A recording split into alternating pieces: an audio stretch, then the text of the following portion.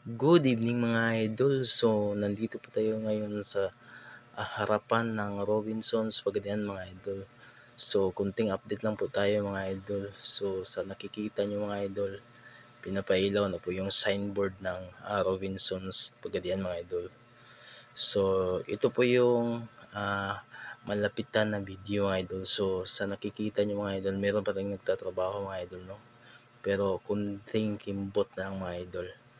At matatapos na rin ang pinakamalaking mall dito sa Pagadian mga idol. Ayan siya mga idol. At ito na rin yung parking lot nila mga idol. Sa nais magdala ng sasakyan mga idol.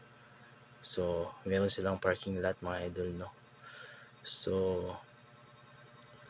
grand opening po nila mga idol ngayong April 3, 2025 mga idol. So, sa lahat ng mga tao sa buong Sumbong Lungsod at Pagadian City.